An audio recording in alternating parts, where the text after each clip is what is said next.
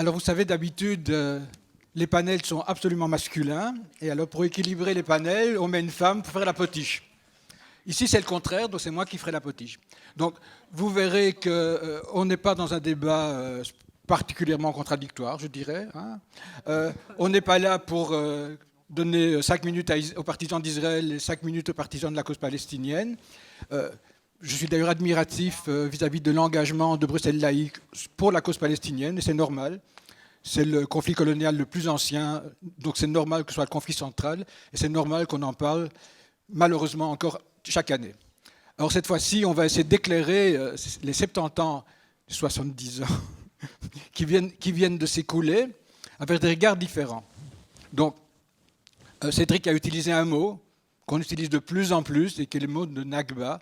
C'est un mot que moi j'ai découvert il y a peut-être 10 ans, peut-être pas avant. C'est quelque chose qui émerge, et en tout cas c'est quelque chose qui est constitutif de la conscience nationale palestinienne au début, aujourd'hui. Alors, ce machin, cette chose-là, ces événements-là, on va peut-être mieux les appréhender avec Sandrine Mansour, qui est historienne, qui est franco-palestinienne, et normalement, après les 20-25 minutes qu'elle va prendre, on saura déjà un petit peu plus de quoi on parle à propos de Nakba. Sandrine ? Bonsoir. Je pensais que tu faisais le reste de la présentation, donc je démarre. Bonsoir tout le monde. Merci de nous accueillir ici. C'est toujours un grand plaisir, même si le sujet est éminemment dramatique. Mais il a ça de particularité, c'est ce que je dis souvent sur la question de Palestine. Moi qui suis contre tous les nationalismes, quand on voit les dégâts que ça a créés dans le monde, c'est que la particularité, c'est que comme tous les droits sont bafoués en Palestine, ça permet de rassembler les gens sur des vraies valeurs qui sont transversales et qui touchent tous les sujets. Et en ce sens, les rencontres sont toujours extrêmement riches entre nous. Alors donc j'ai le plaisir de vous faire un petit historique avant d'introduire le reste des sujets dont on va parler ce soir, parce que c'est un des sujets les plus anciens, comme Henri vous l'a très bien dit, mais souvent méconnu en fait. Les médias aujourd'hui font du zapping, c'est un très vieux conflit, donc on a oublié, les gens ne savent plus, et surtout il y a une propagande qui est extrêmement forte, puisque la particularité de ce conflit, c'est que la propagande est beaucoup plus forte que les faits. Et c'est ce qui fait que c'est un combat aussi très difficile, parce qu'on a des faits qui sont aussi visibles que ce mur, mais le combat de la propagande est extrêmement puissant. Alors, l'intitulé sur le livret de présentation du festival parlait de 70 ans d'histoire, effectivement, par rapport à ce qu'on appelle la Nakba. En réalité, c'est très intéressant parce que c'est vrai que c'est 1948, on est en 2018, mais le fait d'avoir dit 70 ans, je reprends l'élément du chiffre 7, parce qu'il se trouve, alors pour ceux qui croient dans les symboles, il se trouve que la Palestine est très marquée par le chiffre 7.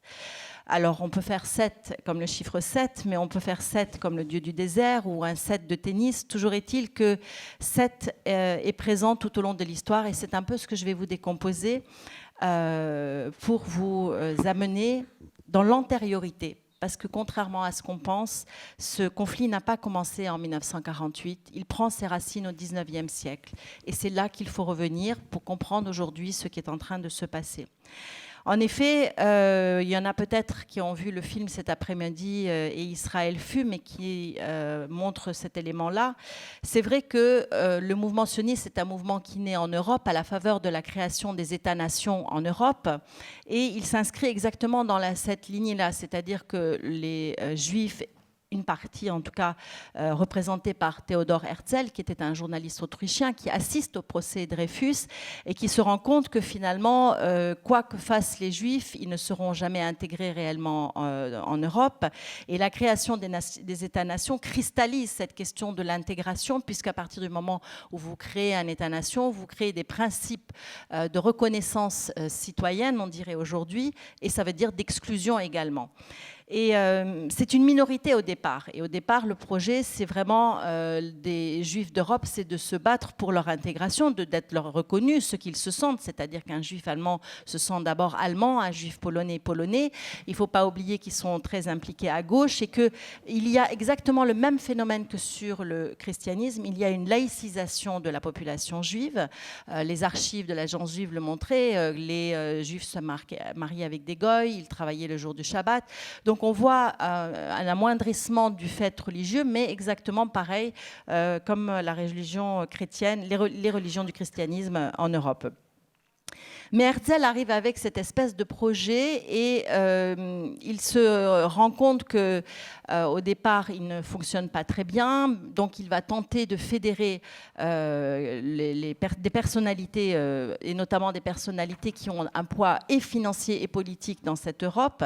Et en particulier, donc, il va aussi élaborer différents projets. Souvent, aujourd'hui, on oublie que le sionisme de départ n'avait pas comme image la Palestine en tête. Leur proposition, c'était exactement à l'image de ce qui se faisait dans les États-nations européens, c'est-à-dire de s'installer sur un territoire pour y installer une population, exploiter les ressources et exploiter éventuellement une main-d'œuvre. Et parmi les projets, j'en citerai que deux, c'est l'Argentine et l'Ouganda, mais il y en a eu d'autres qui ont eu en proposition, et j'y reviendrai à la fin sur la question de l'Ouganda. Mais ça n'attire personne, parce qu'ils se sentent européens, comme je vous ai dit. Et c'est dans cette deuxième phase qu'ils décident de se tourner vers la Palestine. Et en 1897, le mouvement sioniste organise un congrès qui se tiendra à Bâle. Et pourquoi Bâle ? Parce qu'en fait, ils n'obtiennent pas l'autorisation de le faire en Allemagne, non pas par rapport aux Allemands, mais parce que les rabbins s'opposent, et ça c'est un fait qui est très important qu'on retrouve dans les archives, notamment du Congrès. Et récemment, j'ai trouvé de nouvelles archives du Congrès sioniste de Bâle qui sont assez fortes et qui montrent qu'ils sont vraiment dans une opposition. C'est une minorité qui a ce projet et qui du coup va se réunir dans ce fameux casino à Bâle pour lancer ce projet d'établir un projet pour les Juifs en Palestine. La particularité de Bâle, c'est que dès le début, Herzl se dit l'objectif, c'est d'obtenir un territoire sur lequel on s'installera, mais qui ne soit pas une tolérance de la part des grandes puissances. Les deux grandes puissances de l'époque sont la France et la Grande-Bretagne. Ils veulent que ce soit juridiquement acté. Et ça, c'est fondamental à prendre en considération, c'est-à-dire qu'ils veulent que ce soit de droit. Et il faut savoir que tout ce qui est mis en place à partir de 1897 se retrouve jusqu'à aujourd'hui construit exactement de la même manière. Il y a une permanence dans le projet sioniste qui est assez remarquable. Et donc, ils vont tenter de faire ce qu'on appelle du lobbying auprès de la France, de la Grande-Bretagne, de différents pays européens. Et c'est comme ça qu'ils arrivent en Grande-Bretagne à obtenir l'aval par le biais de contacts intermédiaires et notamment par le biais de personnalités importantes qui vont approcher le nouveau ministre des Affaires étrangères, Lord Balfour, qui avait été nommé en 1916. Et en 1917, il va être le porte-parole finalement d'un projet qui est le projet sioniste au travers d'une déclaration qu'on a connue comme la déclaration Balfour. En réalité, Balfour n'a absolument rien écrit. Il a signé cette lettre qui a été écrite par différentes personnalités du mouvement sioniste et dans laquelle, c'est essentiel, cette lettre dit l'acceptation par le gouvernement de Sa Majesté d'établir un foyer national pour le peuple juif à condition que rien ne soit fait de contraire aux droits sociaux et religieux des communautés existantes. Deux choses fondamentales. On considère que les Juifs sont un peuple, ce qui est une nouveauté, en fait, à ce moment-là, comme postulat. Et par contre, la population majoritaire de la Palestine est considérée comme une communauté. Et donc, à ce moment-là, on établit les bases de ce qui doit être la majorité et la minorité. Et cette déclaration, qui est en fait simplement une lettre, qui n'a juridiquement aucune valeur, va être intégrée en 1922 à l'écriture des mandats, qui sont les premiers textes juridiques qui vont être mis en place pour les différents mandats mis en Moyen-Orient après le découpage de cet empire ottoman qui a été démembré par les grandes puissances et qui va être aussi donc l'objet des batailles entre la France et la Grande-Bretagne pour s'accaparer, comme je vous ai dit, les ressources et une main-d'œuvre pas chère. 1922, donc c'est important parce que la SDN est créée en 1920. Donc dès le début, la question juridique est posée et la question du projet sioniste est posée. Et ce qui est très important à savoir, c'est que les autres pays comme le Liban, la Syrie, l'Irak, la Transjordanie qui deviendra la Jordanie, les mandats qui sont écrits disent très clairement qu'à l'issue d'une période, qu'est-ce qu'on appelle une période dite de civilisation, d'accompagnement des grandes puissances qui sont censées civiliser ces civilisations barbares, il y aura une indépendance qui sera mise en place, et la seule sur laquelle cette promesse n'est pas faite, si ce n'est que de manière orale, c'est sur la Palestine, où c'est le texte de la déclaration Balfour que l'on retrouve. 1917, donc déclaration Balfour, les Anglais rentrent en Palestine et vont tout faire pour favoriser ce projet sioniste qui va, au fil de temps, montrer le déséquilibre entre les promesses faites au niveau oral aux Palestiniens et le soutien qui va être un soutien à la fois militaire, un soutien politique, un soutien logistique sur place pour le mouvement sioniste qui va, en l'espace de quelques années, créer un véritable État dans l'État. Alors au début, le projet ne fonctionne pas. Les premières aliyas sont un échec, les premières colonisations ne fonctionnent pas, la majorité retourne parce qu'il y a quand même une différence entre l'Europe et la Palestine, il y a des différences géographiques, des différences culturelles, et en réalité, ils ne sont pas aussi des agriculteurs. Or, la majorité des Juifs qui arrivent sont des citadins, et la Palestine, à cette époque, c'est un pays à majorité agricole, et donc il y a un grand différentiel. Mais qu'est-ce qui va faire que les choses vont bouger ? 1924, les Américains ferment finalement les portes à l'immigration, et notamment l'immigration rouge, communiste, de gauche, et l'immigration juive. Il y a des mouvements anti-juifs qui se font sentir. Et c'est donc à ce moment-là que les choses vont commencer à basculer, et aussi avec une dégradation de la situation des Juifs en Europe qui vont sonner les prémices de ce qui sera la Deuxième Guerre mondiale. Mais les Anglais se retrouvent dans une situation ingérable sur place parce que la population palestinienne est tout à fait au courant de ce qui va se passer. Elle est au courant depuis le congrès de Bâle. En 1897, le maire de Jérusalem avait interpellé le sultan ottoman en lui disant « Mais c'est quoi cette histoire dont on entend parler, qu'il va y avoir un mouvement européen qui va venir s'installer ici ?» Et Herzl lui-même avait répondu en sultan en disant « Nous allons simplement coopérer avec les populations locales, ça va apporter un développement économique de la situation générale dans la région. » Donc les Palestiniens sont très au courant, ils ont assisté au congrès de la paix, ils sont intervenus auprès des différentes instances, mais rien n'y fait. N'oubliez pas, nous sommes dans une période où la vision du monde arabe en général et de cet empire ottoman en particulier est une vision extrêmement négative. Les Européens sont très racistes, c'est la pleine période du colonialisme, donc on ne voit pas ces gens comme des égaux, et donc dans les revendications également. La fin de 1935, début de 1936, c'est très intéressant, c'est une explosion, c'est la grande révolte palestinienne. Et cette grande révolte va amener les Anglais à être obligés de faire un premier pas, et ils envoient une commission, la commission royale Peel, qui arrive en 1937. Et elle va être chargée de faire un diagnostic, de voir la situation sur place, savoir ce qu'elle peut faire, discuter avec les différents protagonistes. En réalité, on sait aujourd'hui, par les archives qui nous l'ont très bien montré, qu'en 1922, le mouvement sioniste avait déjà compris que les Palestiniens ne céderaient pas leurs terres. Ils sont très attachés à leurs terres. Il y a une population importante, les villes sont très développées, Jérusalem et de nombreuses habitations. Jaffa, Haïfa, Nazareth, bref, ils ne pourront pas avoir le pays comme ça. Et les Palestiniens ne vont pas vendre, ils le savent également. Donc, ils élaborent déjà un projet en imaginant un partage de manière à faire une demande progressive avec un morceau. Et en fait, c'est ça qui va être soufflé aux Britanniques. Et en 1937, donc la commission Peel va préconiser un premier plan de partage qui, bien sûr, va être refusé par les Palestiniens. La grande révolte continue. Elle ne sera calmée que dans la répression féroce britannique qui va se faire par des pendaisons, des arrestations. Et arrive 1937, c'est la fin de cette grande révolte. l'intelligentsia et les grands intellectuels palestiniens qui ont été le fer de lance des mouvements politiques palestiniens se retrouvent soit arrêtés, soit en exil. Et donc, le terrain va être propice finalement à la mise en place de ce que les sionistes avaient imaginé, c'est-à-dire un emploi de la force pour obtenir le territoire et mettre en place leur projet. Parce qu'ils l'ont pensé très tôt. À la fin des années 20, sachant qu'ils ne pourront pas acheter les terres, ils ont également mis en place ce qu'on a appelé un comité de transfert qui va s'élaborer progressivement, et notamment dans les années 30, pour aboutir à un plan qui va être actif en 1947, c'est le plan Dalet, qui donne les indications pour justement la mise en place de ce qui va être cette épuration ethnique et qui va faire qu'en l'espace de quelques semaines, et alors même que les Britanniques sont présents, les 3/4 de la population palestinienne va se retrouver réfugiée.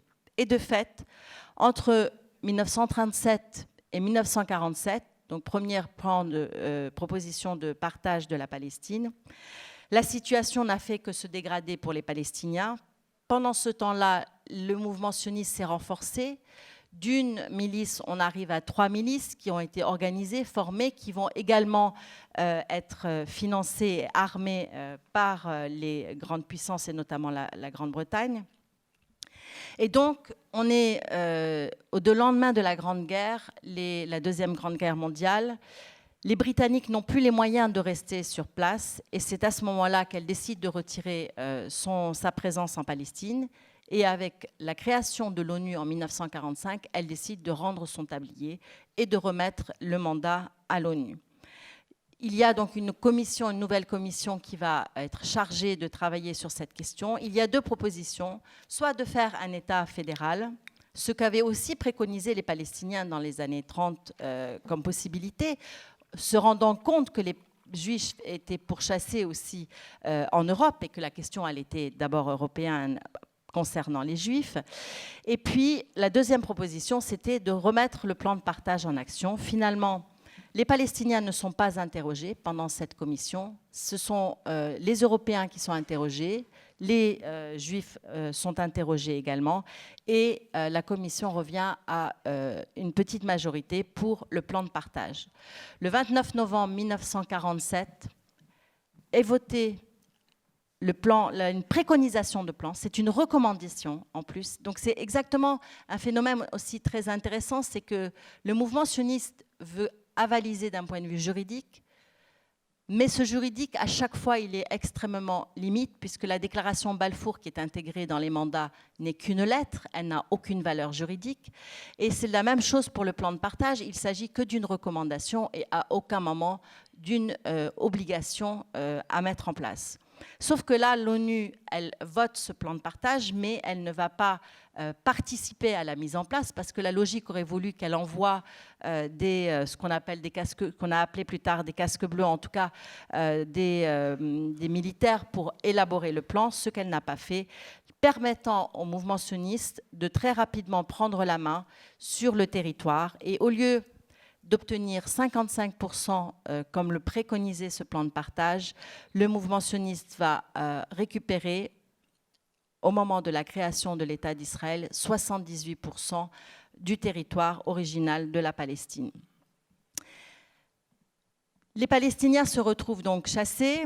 Un accord entre les sionistes et la Jordanie avait fait que la Cisjordanie, la partie que devaient récupérer les Palestiniens, ne deviendra pas indépendante, Gaza non plus, malgré à un moment donné la volonté d'établir un État palestinien à Gaza aussi.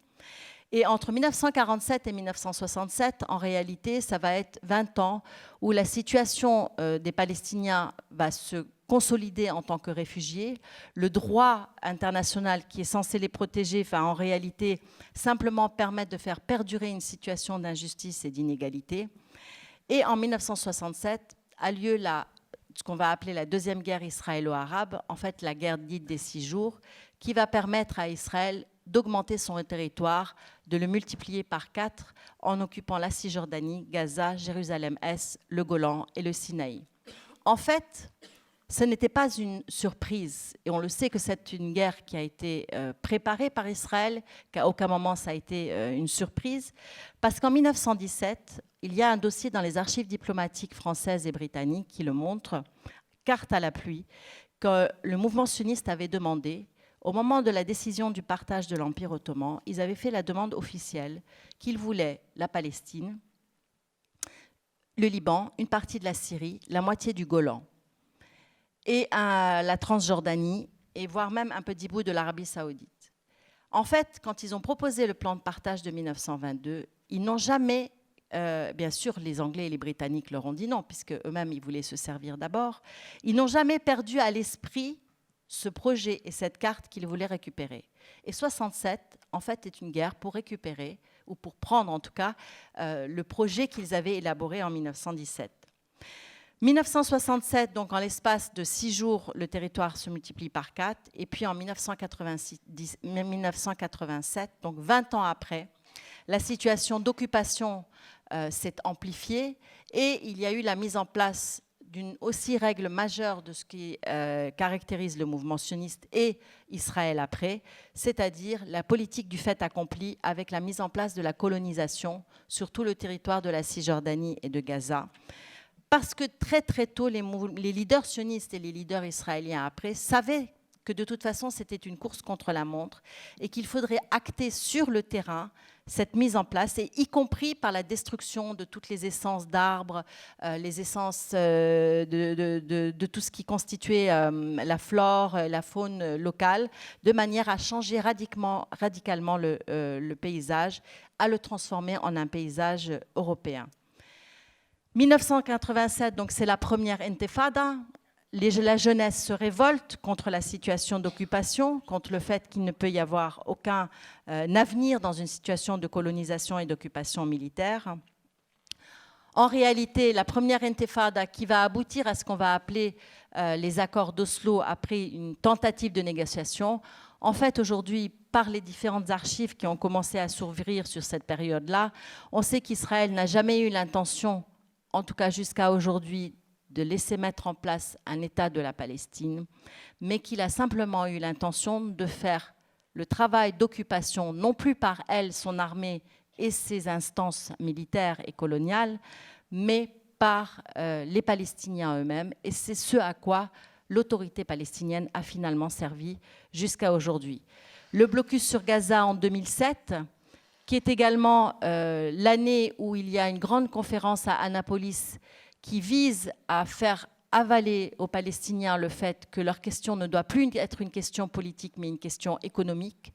Donc il y a des grosses enveloppes qui sont envoyées pour faire taire en fait l'opinion publique palestinienne par rapport à son nationalisme et ses revendications légitimes et conformes au droit international.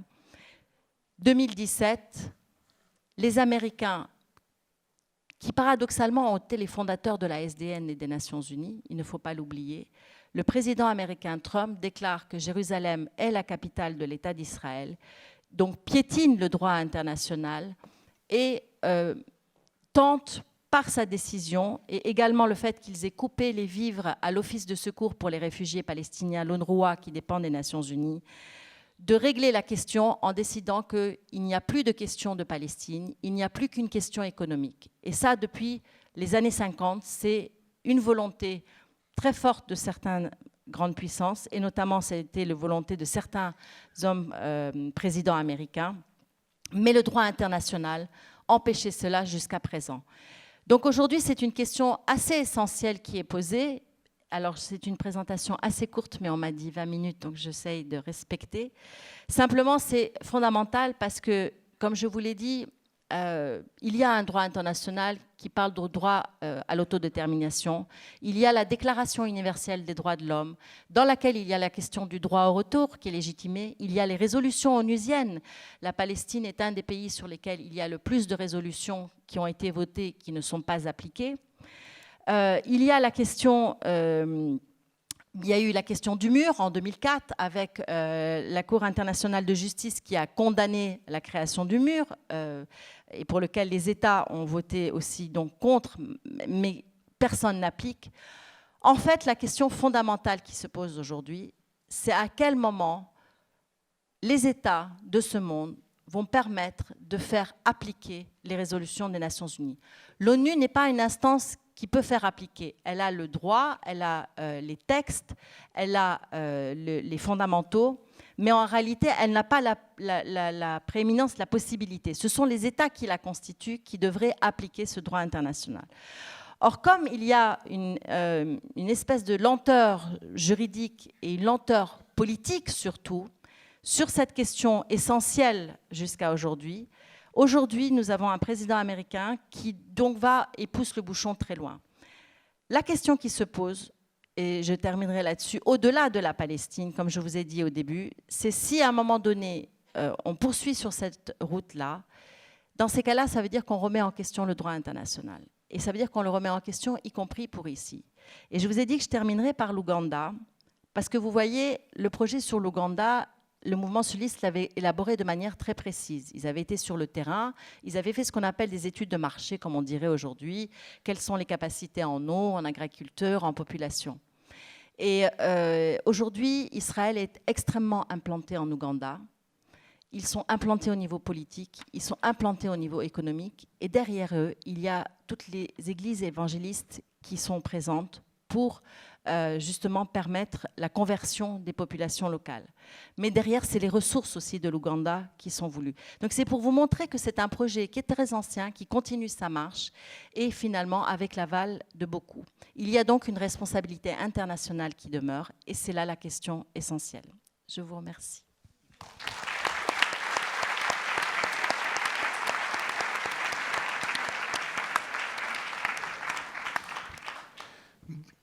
La Nakba est donc une longue entreprise de dépossession qui dépasse largement les 70 ans. Eleonore Bronstein est anthropologue, elle vit en Israël, et la Nakba, Eleonore, tu la connais bien, puisque c'est même le sujet de ton livre, disponible à la sortie. Et alors, peut-être que c'est parce que tu vis en Israël que tu peux peut-être mieux nous parler de la manière dont l'idéologie sioniste, le discours israélien a appréhendé toute cette période. Parce que moi, dans mon jeune temps, quand je fréquentais beaucoup ces milieux-là, ce n'est pas du tout cette histoire qu'on m'a racontée, on m'en a raconté d'autres. Hein. Bon, tu as travaillé sur cette matière et tu vas un peu nous la livrer maintenant. Voilà, à toi la parole. Bonsoir, merci. Avant de commencer, je voudrais saluer la décision politique du Festival des Libertés, de l'ABP et de l'UPJB d'avoir convoqué un panel exclusivement féminin, parce que souvent la Palestine est une question d'hommes dans les débats publics, et en tant que féministe, je suis vraiment ravie de me trouver avec mes collègues. Alors, beaucoup de choses ont déjà été dites par Sandrine, et moi je vais vous parler de la Nakba en Israël, en fait, du rapport des Israéliens à la Nakba, du déni de la Nakba, et des efforts constants qui sont faits pour occulter, pour réduire à silence la Nakba jusqu'à aujourd'hui. Alors, avant de me lancer dans cette entreprise un peu ambitieuse, je vais vous dire quelques mots sur Decolonizer, qui est le laboratoire alternatif de recherche que je co-dirige avec Eitan Bronstein. Nous sommes des militants juifs, c'est quelque chose de très important dans notre définition identitaire et dans la définition de notre organisation. Nous sommes des militants juifs, anticolonialistes, et donc en Israël. Et notre travail est de faire la lumière sur la nature coloniale du régime israélien. Donc à ce titre-là, par exemple, on ne parle pas de conflit israélo-palestinien à Decolonizer, puisque c'est un vocabulaire qui normalise les Israéliens, les Palestiniens, qui seraient à un même niveau et qui devraient faire des efforts, et qui nie en fait la violence de ce que signifie la colonisation. Le travail de Decolonizer, il est essentiellement de fournir des outils. Alors Sandrine a expliqué que la Nakba en fait n'a pas commencé en 1948. La Nakba, c'est un projet continu, il ne s'est pas arrêté non plus en 1948. Le projet colonial sioniste a commencé à la fin du 19e siècle, et c'est un projet qui continue jusqu'à aujourd'hui. Et un des outils qu'on a produit à Decolonizer, c'est justement une carte qui s'appelle Colonialisme en destruction, et qui revient sur l'intégralité de ces localités qui ont été détruites dans tout ce continuum historique. Donc nous, parmi cette actualité coloniale, ce présent colonial, colonial qui est le présent de la société dans laquelle nous vivons, notre travail, il est essentiellement de sensibiliser et d'éduquer le public juif israélien à la Nakba, donc comme je l'ai dit, non pas comme un élément historique séparé, mais comme un épisode, le plus violent sans doute, mais un épisode d'un continuum historique d'un projet colonial. Alors pourquoi je dis auprès du public israélien et juif israélien ? Parce qu'en tant que militant anticolonialiste, notre posture politique de base est d'affirmer que les Palestiniennes et les Palestiniens ne nous ont pas attendus pour connaître leur histoire, ils ne nous ont pas attendus pour raconter cette histoire, pour récolter des témoignages et surtout pour définir leur stratégie de résistance. Donc nous, notre travail, il est essentiellement de décoloniser notre propre identité collective d'occupants et de travailler donc sur notre propre société. D'abord, reconnaître notre responsabilité collective, c'est d'abord reconnaître qu'on est des colons, c'est reconnaître qu'on est des occupants. Alors je le dis souvent avec, je le dis pas de gaieté de cœur parce que c'est pas une identité positive d'être colon, même si je reviendrai à la fin sur les distinctions notamment portées par Albert Memmi entre un colonisateur et un colonialiste, c'est pas exactement la même chose. Et donc faire la lumière sur ce régime colonial et ses épisodes, c'est travailler notamment sur la Nakba. Alors si vous tapiez le mot Nakba sur Google en hébreu il y a 15 ans, il n'y avait rien. Il n'y avait rien parce qu'en fait les Israéliens sont comme vous, les Belges, ils sont aussi comme les Français, ils préfèrent se raconter une histoire glorieuse que de regarder leur responsabilité coloniale. Je crois que vous en savez quelque chose ici aussi en Belgique.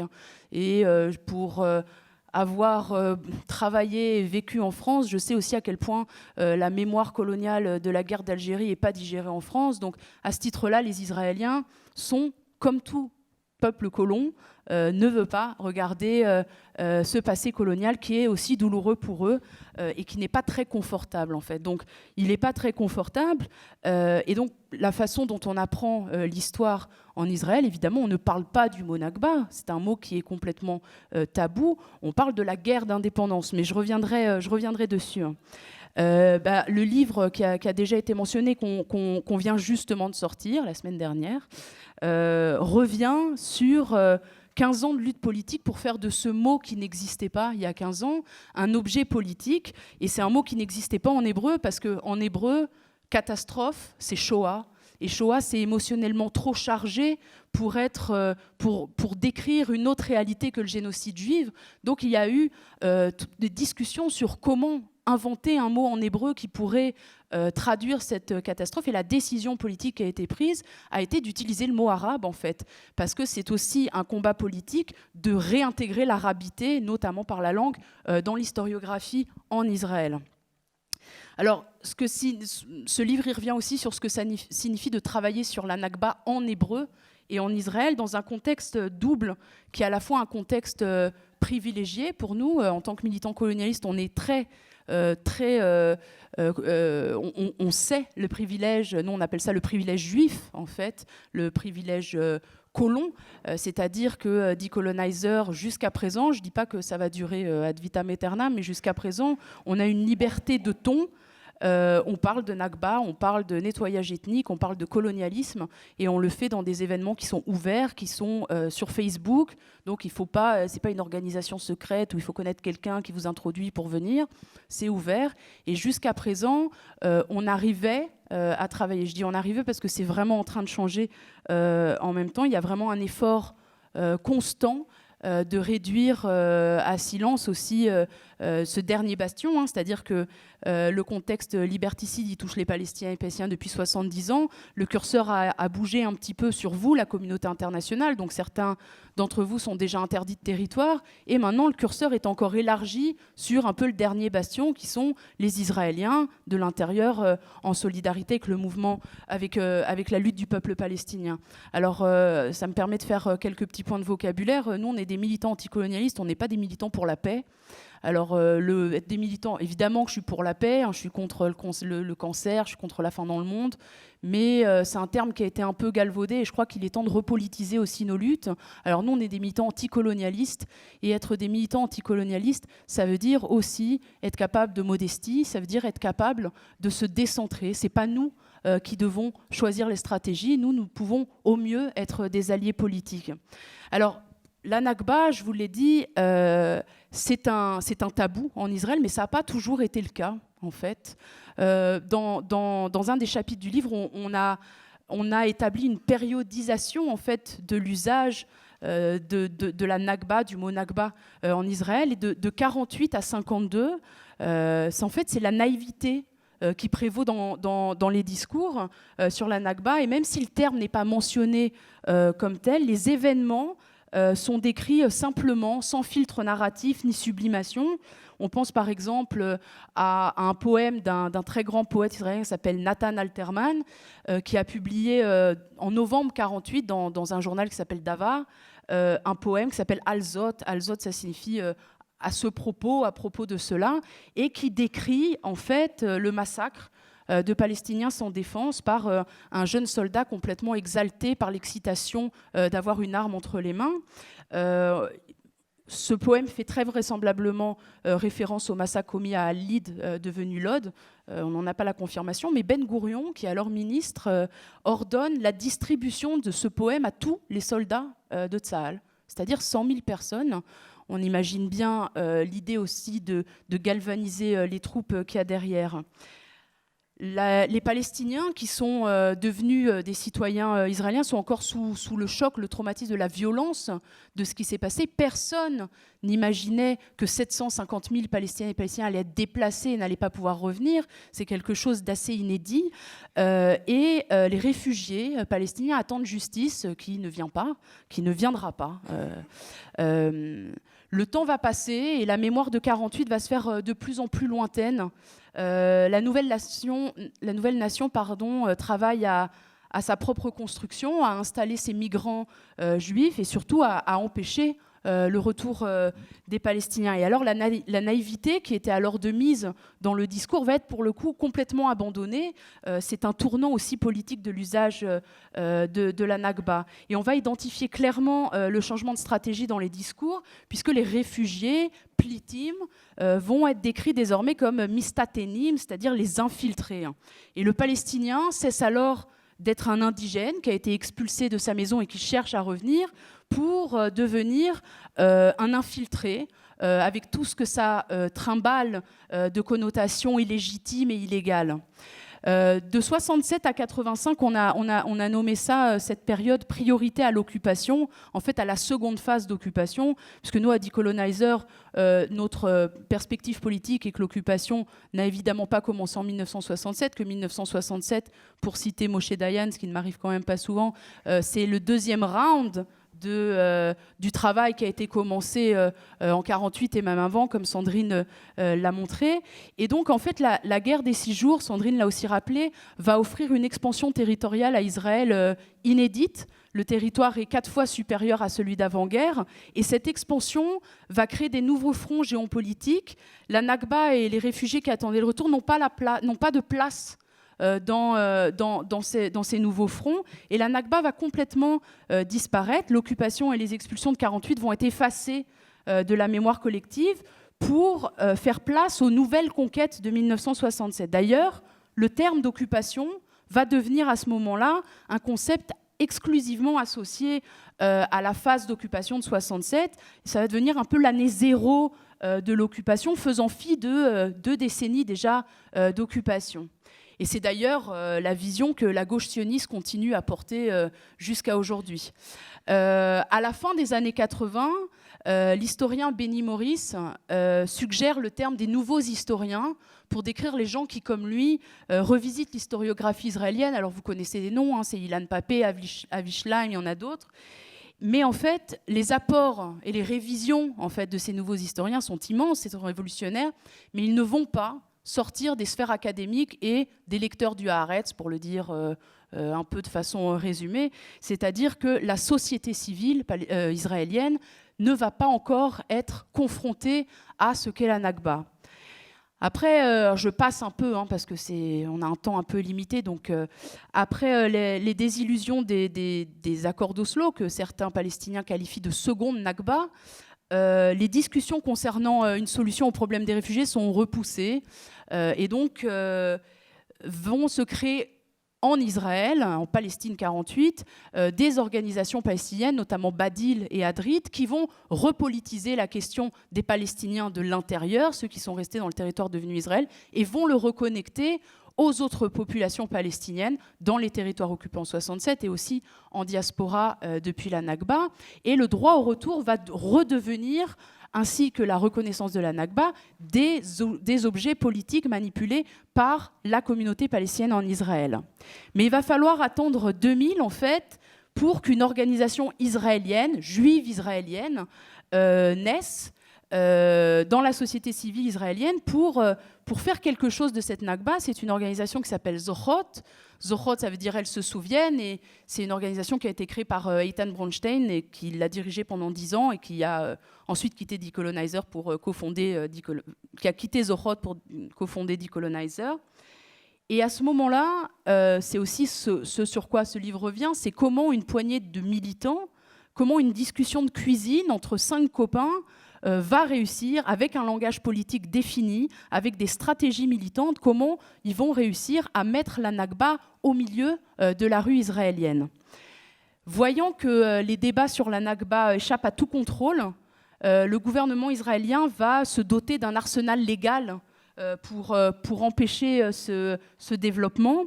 Et en mars 2011, une loi qui s'appelle la loi Nakba est votée dans une version un peu édulcorée de la première proposition qui avait été faite en 2009 et qui était tellement hardcore que même des membres du Likoud, le parti qui l'avait proposé, avaient trouvé que ça allait un petit peu loin. Donc en mars 2011, c'est une version un peu light. Et que dit la loi Nakba ? La loi Nakba dit qu'il est interdit de commémorer la Nakba le jour de l'indépendance. Pourquoi il est interdit de commémorer la Nakba le jour de l'indépendance ? C'est intéressant, ça en dit long sur la construction collective de l'identité israélienne. C'est que l'identité collective israélienne se définit selon un triptyque. Donc il y a eu la destruction, il y a le sacrifice et il y a la renaissance, qui sont d'ailleurs matérialisés par 3 fêtes importantes qui se succèdent en Israël. Donc la destruction, c'est le jour de commémoration de la Shoah. Le sacrifice, le jour d'après, c'est le jour à la mémoire des soldats tombés. Et la renaissance, c'est Yom HaAtzmaut, le jour de l'indépendance, le renouveau. Et donc c'est très compliqué mentalement pour les Israéliens d'imaginer que ce qu'ils comprennent comme le renouveau, leur indépendance, est en fait une catastrophe pour près de 20% de la population actuelle, mais pour aussi aujourd'hui presque 7 millions de personnes qui ont été les descendants des 750 000 Palestiniens et Palestiniens qui ont été déplacés en 1948. Alors l'objet de cette loi, il est clair, il est de faire taire la Nakba. Il n'est pas en fait uniquement d'arrêter de subventionner les universités qui accueilleraient un festival sur la Nakba. L'idée est vraiment de creuser dans le sable et d'y enfouir la Nakba une bonne fois pour toutes.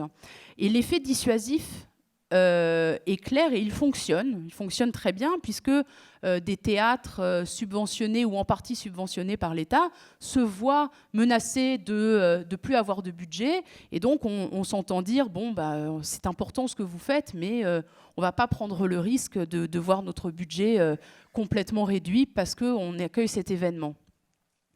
Et dès lors, l'interprétation de cette loi va être sans cesse élargie et le cadre de ce livre est intéressant. En fait, je suis très fière de vous dire que je crois que c'est un des rares livres qui a été traîné au tribunal 2 fois déjà. Il est sorti pas si longtemps.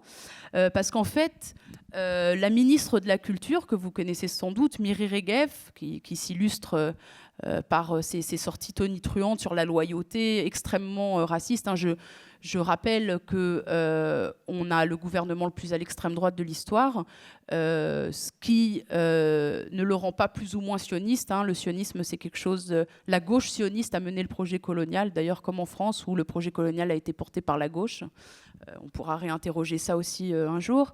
L'idée de Miri Regev a été de dire nous refusons qu'une galerie de Jérusalem accueille l'événement de lancement de ce livre. Donc elle s'est alliée au maire de Jérusalem, Nir Barkat, en pleine campagne à l'époque.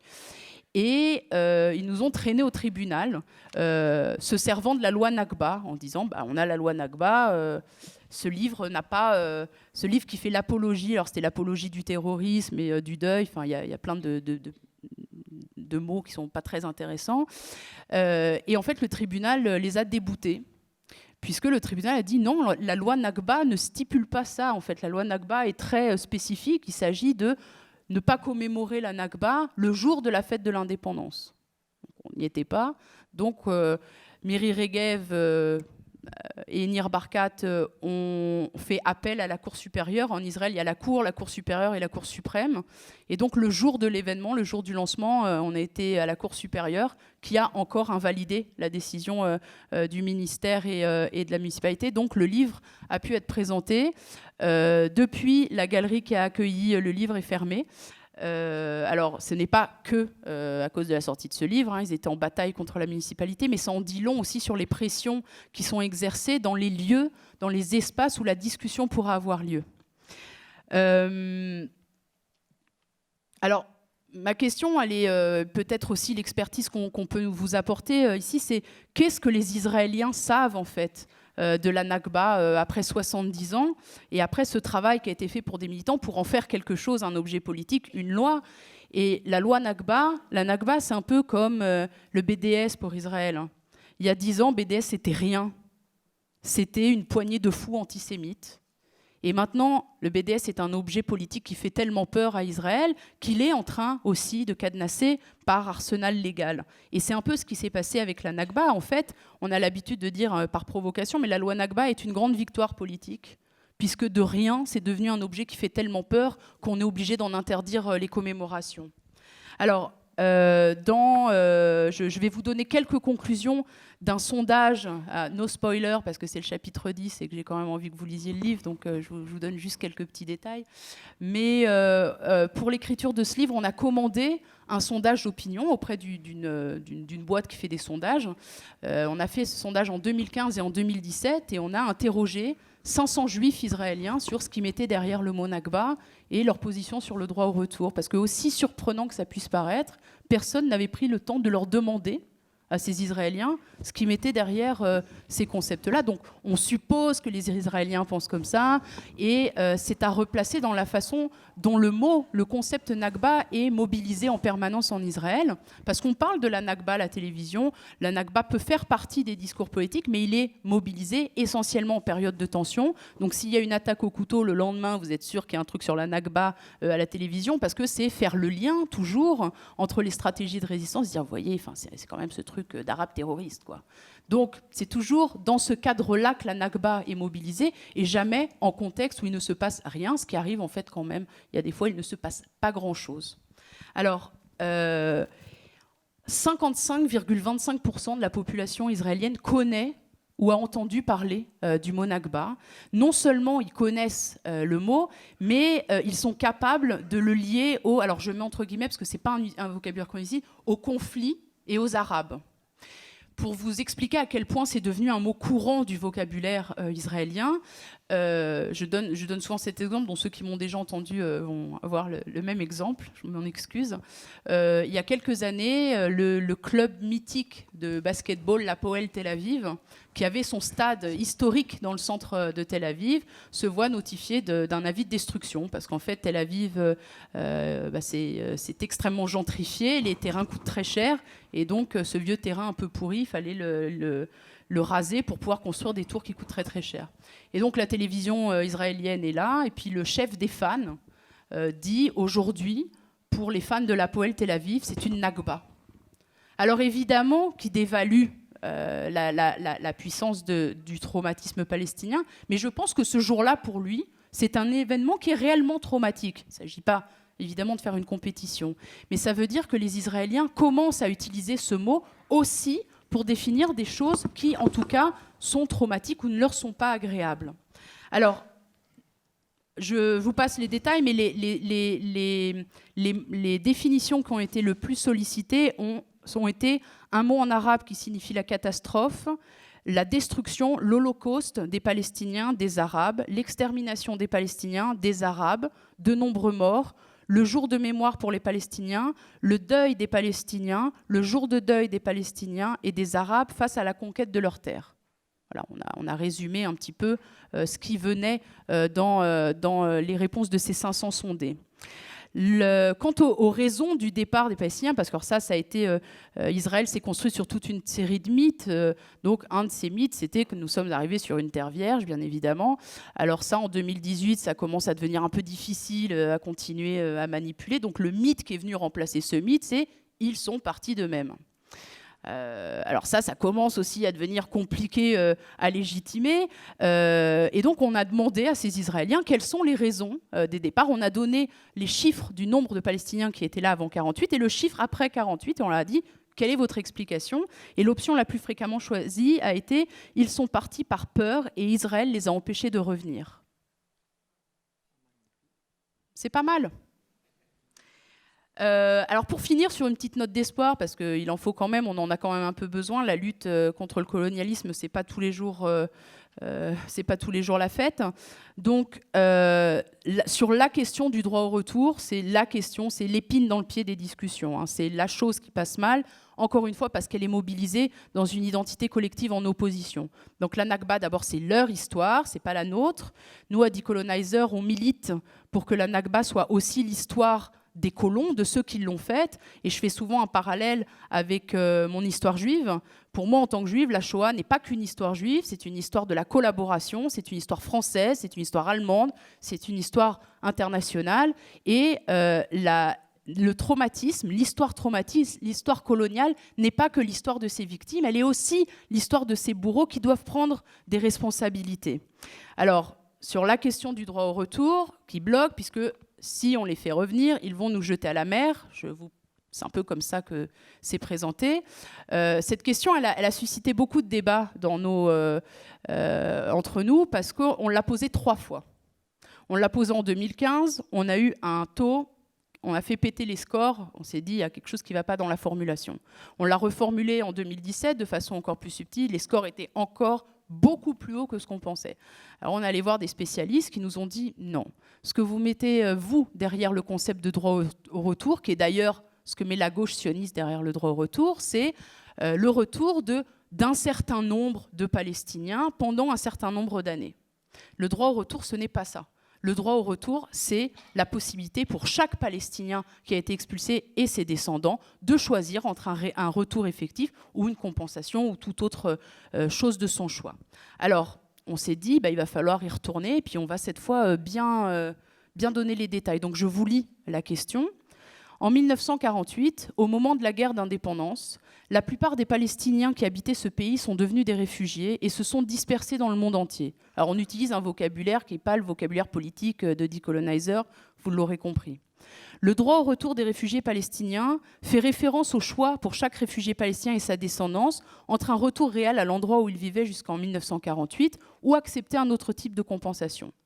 Par conséquent, la reconnaissance du droit au retour pourrait signifier que plus de 7 millions de réfugiés palestiniens pourraient choisir de revenir. Dans quelle mesure soutenez-vous ou êtes-vous opposé au droit au retour tel qu'il est présenté ici ? 16,2% des juifs israéliens soutiennent le droit au retour. Des juifs israéliens, je le répète encore une fois, parce que si on ajoute la population non juive d'Israël, et en particulier des Palestiniens en Israël, il n'est pas utopique de pouvoir penser que 30% de la population soutiendrait le droit au retour. Et quand on a 30% d'une population qui soutient un droit au retour, c'est des conditions intéressantes pour commencer à discuter autrement du futur qu'on voudrait en tout cas imaginer. Ce livre, je finirai là-dessus, parce que je pense que c'est important de le dire, c'est un dialogue entre Ethan et moi. Donc, il interroge nos postures de chercheurs, de militants, de juifs dans le mouvement de solidarité avec la Palestine. Il nous interroge en tant que colons, en tant que colonisateurs qui refusent d'être décolonialistes aussi.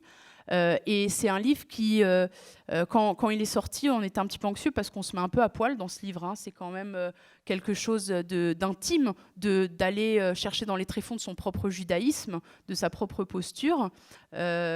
Et c'est aussi un livre qui revient sur le parcours d'Ethan, qui, jeune sioniste de gauche, qui à l'époque ne voyait pas encore de contradiction entre être sioniste et de gauche, va devenir une des figures les plus radicales de l'antisionisme en Israël. C'était important pour nous de revenir sur ce parcours parce qu'on ne naît pas toutes et tous militants. On n'est pas figé dans des identités collectives, y compris des identités coloniales ou d'occupants. On peut, par exemple, avoir fait l'armée et se rendre compte de l'immoralité des actes coloniaux. Je pense notamment à notre camarade Yonatan Shapira, qui était un pilote. Alors les pilotes, les taillasses, c'est vraiment l'élite ashkénaze blanche qui a rempli vraiment tous les critères de la checklist du bon israélien, tel qu'envisagé par l'establishment ashkénaze. Et donc, Yonatan Shapira, qui était pilote professionnel, c'est pas juste un appelé, a refusé de bombarder Gaza et depuis est devenu un militant super antisioniste et un chef de file des refusnikim, c'est-à-dire ces jeunes qui refusent de faire l'armée. J'aurai encore beaucoup de choses à vous dire, mais je vais m'arrêter là. Je vais respecter le temps qui a été imparti. Puis vous pouvez acheter le livre pour tout ce que je n'ai pas encore pu dire. Et je vous remercie.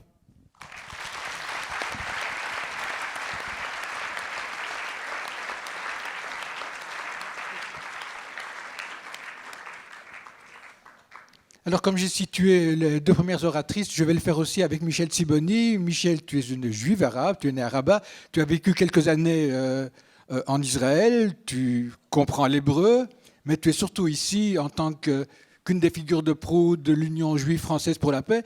Donc j'en profite pour te demander, est-ce que tu es pour la paix ou est-ce que tu es anticolonial? Je dois te le demander. Mais alors là, tu vas encore aborder toute cette histoire sous un autre angle, qui est peut-être finalement moins déprimant ou moins grave, puisque tu vas nous parler d'une minorité, paraît-il, choyée, qui est celle des Palestiniens d'Israël, qui vivent quand même dans le pays le plus démocratique du Moyen-Orient, qui même s'ils sont un peu discriminés... Le seul. Oui, le seul, oui, c'est juste. Même s'ils sont un peu discriminés, vivent quand même beaucoup mieux là qu'ailleurs, et qui ne sont pas du tout concernés par la Nakba. Enfin, je suppose. Tu as la parole, pour voir si j'ai bien supposé ou pas. Bonsoir, et je tenais à dire d'abord merci beaucoup d'être aussi nombreux. C'est rare aujourd'hui de voir une telle mobilisation autour de la Palestine et franchement ça fait chaud au cœur.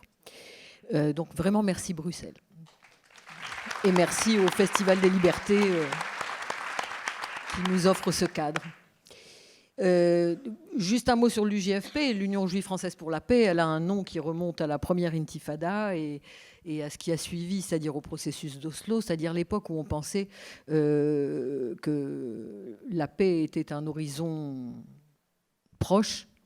Et puis c'est très difficile pour une association de changer de nom. Donc on a gardé ce nom-là, mais avec toutes les réserves qu'on pourrait y mettre. Effectivement, aujourd'hui, l'heure et le langage a évolué vers des choses qui sont beaucoup plus de l'ordre du décolonial, effectivement. Et merci, Éléonore, pour tout cet éclairage. Alors moi, j'ai choisi de parler, dans ce contexte-là, de quelque chose qui m'irrite profondément. C'est souvent ce qui fait se mettre au travail.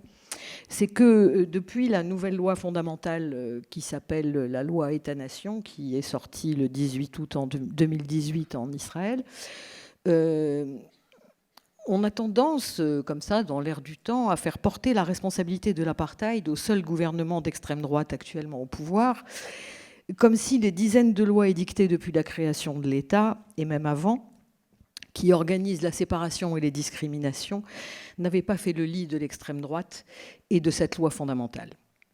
Les innombrables décisions de l'ONU et du droit international restées lettres mortes, hors celle de la partition, il faut bien le dire, ne font que nous rappeler que ce droit, comme tous les autres, est le fruit d'un rapport de force fluctuant ou enraciné dans l'impérialisme. Il faut bien le reconnaître. Pourtant, il y a longtemps, qu'on parle de... Donc j'ai décidé de travailler sur le régime légal de l'apartheid, de l'apartheid israélien, pour montrer à quel point il existe inscrit dans les lois et pas seulement dans les faits, comme beaucoup de gens s'emploient à le dire aujourd'hui, ce que je trouve extrêmement agaçant. En fait, il y a longtemps que des militants anticolonialistes israéliens qualifient le régime comme étant un régime de séparation. J'en voudrais pour preuve Adi Ophir et Ariela Azoulay, dans un article qu'ils ont intitulé « Le sionisme, l'État d'Israël et le régime israélien ». Ils expliquent par exemple que jusqu'à la fin des années 40, il était encore possible d'être sioniste tout en s'opposant à l'établissement d'un État-nation juif. Et que ce n'est qu'au milieu des années 30 que l'idée de l'État est devenue centrale au sein du mouvement sioniste, et uniquement à la convention de Biltmore, en 1942, que la création d'un État juif fut déclarée comme le moyen ultime de la lutte sioniste. Ça m'a paru intéressant de le rappeler, et comme un objectif fondamental. À partir de là, ce que les auteurs expliquent, c'est que le sionisme est devenu la défense d'un régime de l'État, qui est le régime sioniste. Et ce régime, ils vont le qualifier en analysant, au fond, le système de contrôle israélien, dont il faut bien reconnaître qu'à partir de 1967, à partir de 1948 bien sûr, mais qu'à partir de 1967, ce système développe des contrôles de l'État, de la mer au Jourdain, avec des régimes différenciés, évidemment. Un régime militaire pour 3,5 millions de Palestiniens vivant dans les territoires occupés et un régime, entre guillemets, normal pour ceux qui vivent à l'intérieur de ce qu'on appelle la ligne verte.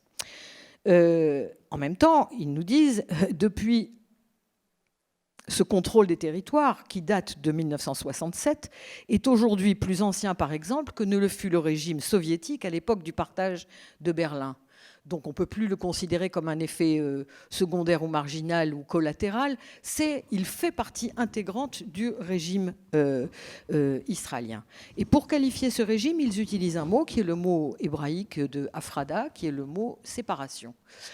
Séparation qui, par ailleurs, se dit en néerlandais apartheid. Nous sommes bien d'accord. Et pour expliquer ce régime de séparation, ils partent de ce qu'ils appellent la matrice de séparation qui caractérise le régime israélien. Une matrice qui produit des séparations territoriales multiples. On connaît tous ces histoires de zone A, zone B, zone C, bande de Gaza, Jérusalem, encore un territoire avec des lois à part, et ce qu'on appelle le territoire de 48, c'est-à-dire Israël entre guillemets intramuros. Et ce régime, cette matrice produit des séparations territoriales sur une base de séparation nationale entre juifs et non-juifs, juifs et palestiniens, et aussi sur une base de séparation citoyenne, qui est citoyen et qui ne l'est pas. Tout en sachant par exemple que quand on est juif, qu'on soit israélien ou pas, on a des droits extrêmement similaires en Israël et dans les territoires occupés éventuellement. Alors que quand on est palestinien, le lieu de naissance est fondamental pour les droits dont on peut bénéficier ou pas. C'était pour donner une petite illustration. Mais à part ça, on a aussi le tribunal Russell pour la Palestine, qui s'est exprimé dans sa session du Cap en Afrique du Sud le 7 novembre 2011 et qui a conduit avec des experts internationaux juristes du droit une étude comparative approfondie de l'état des lieux de ce régime au regard de la loi anti-apartheid de l'ONU et conclut que ce régime était bien coupable du crime d'apartheid et depuis longtemps. Les actes inhumains, je cite le tribunal Russell, repris ci-dessus n'arrivent pas par hasard et ne constituent pas des actes isolés. Ils sont suffisamment répandus, intégrés et complémentaires pour être qualifiés de systématiques. Ils sont également suffisamment enracinés dans la législation, dans la politique générale et dans les institutions officielles pour être qualifiés d'institutionnalisés. Le système juridique israélien octroie un statut privilégié aux juifs par rapport aux non-juifs par le truchement de ses lois sur la citoyenneté et sur la nationalité juive. Celles-ci ont créé un groupe privilégié dans la plupart des domaines de la vie publique, y compris les droits de séjour, la propriété foncière, l'urbanisme, ainsi que l'accès aux services et aux droits sociaux, économiques et culturels. Parlons aussi du rapport Falk-Tillier de l'ONU, qui caractérise ce régime comme régime d'apartheid, et qui a été, en 2017, qui a été enterré aussitôt après sa sortie sur les pressions américaines et israéliennes. En bref, la séparation structurelle et systémique commence en réalité avant même l'État, avant même la création de l'État, lorsque, par exemple, le sionisme met en place, au début des années 20, la nécessité du travail juif. Et que, par exemple, les militants du syndicat sioniste de la Histadrout s'emploieront à détruire les marchandises vendues par des Palestiniens sur les marchés afin de faire la place à celle des Juifs. À cette époque, Chaim Arlozorov, un homme de gauche, encore plus à gauche que Ben Gurion, qui était aussi un homme de gauche, il faut le rappeler, publie un essai intitulé « Sur la question de l'organisation conjointe ». La question qui se posait à l'époque et qui se gérait dans le mouvement sioniste était « Est-ce qu'on fait un syndicat juif et on laisse les Arabes se débrouiller, ou est-ce qu'on fait des syndicats satellites arabes en considérant qu'il y a un pot commun ?» C'était d'ailleurs la position de Ben Gurion, c'est-à-dire tout ce qui va être les questions salariales et de statut de l'ouvrier vont être gérées en commun, mais les Arabes auront un syndicat qui gère leurs questions spécifiques. Chaim Arlozorov, qui était tout à fait contre, va apporter un exemple. Il cite le cas de l'Afrique du Sud, justement, où, selon lui, les conditions peuvent être étroitement mises en parallèle avec celles auxquelles sont confrontés les travailleurs juifs en Palestine. Il explique que les travailleurs blancs étaient incapables de faire face à la concurrence dominante du travail africain et indien en Afrique du Sud, travail abondant et peu coûteux. Ils s'étaient donc organisés et avaient utilisé leur prépondérance politique pour assurer l'imposition d'une barre de couleur, entre guillemets, c'est l'expression, qui excluait les non-blancs des emplois de supervision qualifiés et bien payés. La seule voie pour sortir de ce même dilemme pour le mouvement sioniste était, selon lui, de consacrer ses ressources et énergies à développer un secteur économique séparé, exclusivement juif, de salaires et de productivité élevés, qui coexisterait avec un secteur arabe improductif, à salaire bas, durant les décennies à venir. Voilà un exemple qui nous montre à quel point la séparation, l'apartheid, a commencé très tôt. On est au début des années 20. Pour dresser cet état des lieux, je me suis majoritairement servi du site de ressources de la banque de données de Adala, qui est l'ONG des juristes palestiniens pour la défense des droits de la minorité arabe en Israël. Cette ONG dénombre 65 lois ségrégatives, c'est-à-dire de séparation, depuis la création de l'État, et toutes actives à ce jour. Sans même parler de lois d'exception, qui étaient édictées sous le mandat britannique et qui sont toujours actives à ce jour et qui sont des lois de séparation. Par exemple, la loi de 1939 qui interdit tout contact avec un pays ennemi, qui continue de s'appliquer et vise des États tous arabes ou musulmans, privant de tout lien culturel, par exemple avec le monde arabe, la minorité palestinienne d'Israël. Aucune édition arabe en Israël pour eux. Venant de ces pays. Interdiction pour un écrivain palestinien récemment, à l'Arlechel, d'aller chercher son prix littéraire à Beyrouth. Les implications de cette loi apparemment opposable à tous les citoyens n'impactent en réalité et dans les faits que la population arabe. Certaines de ces lois sont dites fondamentales et constituent au fil du temps un corpus servant de constitution. Pourquoi pas de constitution alors ? C'était plus simple. Parce qu'il était difficile dans le contexte passé, mais visiblement beaucoup moins dans celui d'aujourd'hui, d'écrire noir sur blanc dans une constitution que certains citoyens bénéficiaient de droits dont d'autres étaient privés, notamment les droits nationaux, nous y reviendrons. Ces lois relèvent grosso modo de 3 catégories. Les lois d'appropriation de la terre, fondamentales, parce que, comme le rappelle Patrick Wolf, qui est le spécialiste du colonialisme de peuplement, le colonialisme de peuplement est un projet centré sur la terre.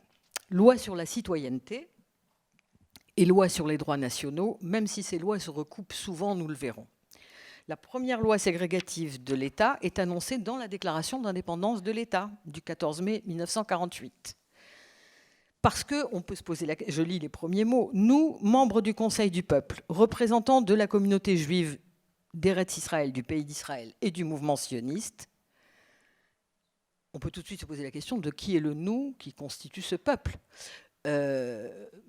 Mazen Masri, à qui j'emprunte cet exemple, cite Derrida et explique que dans une constitution, le nous est un nous qui n'existait pas juste avant qu'il soit prononcé, puisqu'il crée un peuple qui va exister à partir de ce nous. Donc le peuple qui va exister à partir de ce nous exclut totalement les Palestiniens. C'est un nous juif. Et puis, je continue, l'État d'Israël sera ouvert à l'immigration juive et aux juifs venant de tous les pays de leur dispersion, etc. etc. Il sera fondé sur la liberté, la justice et la paix selon l'idéal des prophètes d'Israël. Il assurera la plus complète égalité sociale et politique à tous ses habitants, sans distinction de religion, de race ou de sexe. Voilà qui est bien joli. Il garantira la liberté de culte et de conscience, de langue et d'éducation et de culture. Il assurera la protection des lieux saints de toutes les religions et sera fidèle aux principes de la Charte des Nations Unies. Les 3 lois qui suivent chronologiquement désignent en 1948 le calendrier des vacances de l'État, qui est un calendrier des fêtes religieuses juives. Et la seule date de vacances non religieuses étant celle du jour de l'indépendance.